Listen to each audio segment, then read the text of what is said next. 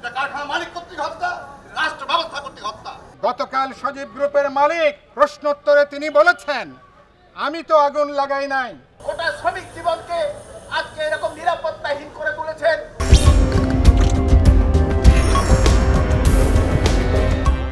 এই মালিকরা যেভাবে কারখানা করে, যেভাবে তাদের মুনাফার লালসায় গোটা শ্রমিক জীবনকে আজকে এরকম নিরাপত্তাহীন করে তুলেছেন, সেখানে শিশু শ্রমিকদেরকে নিয়োগ করে, যে শিশু শ্রম আইনগতভাবে নিষিদ্ধ, সেই মাত্র 15 থেকে 10 বছরের সেই শিশু শ্রমিক একটা নিয়োগ করে সেভাবে কারখানা তার মুনাফার লালসা জারি রেখেছে।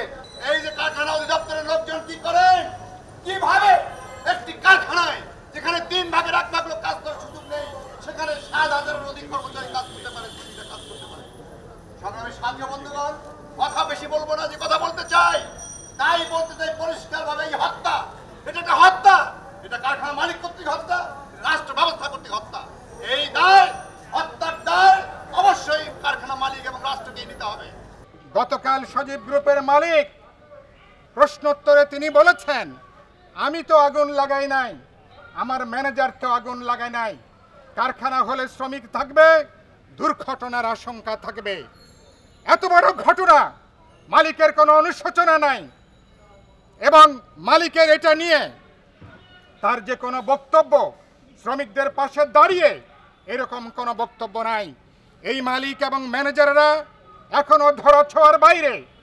আমরা সরকারকে পরিষ্কার করে বলতে চাই, আগামী 24 ঘন্টার মধ্যে সজীব গ্রুপের এই মালিক হাসেম, তার ম্যানেজার সহ ওদিন যারা দায়িত্বে ছিলেন তাদেরকে গ্রেফতার করা হোক, তাদেরকে আইনের আওতায় নিয়ে আসা হোক। কোনো জবাবদিহিতার কোনো বিধান নাই, ফলে যা খুশি তাই করবার একটা সুযোগ হিসাবে তারা আজকে গ্রহণ করছে। এই ঘটনার বিচার হতে হবে, আমরা বিচার দেখতে চাই। নারায়ণগঞ্জে শ্রমিক হত্যার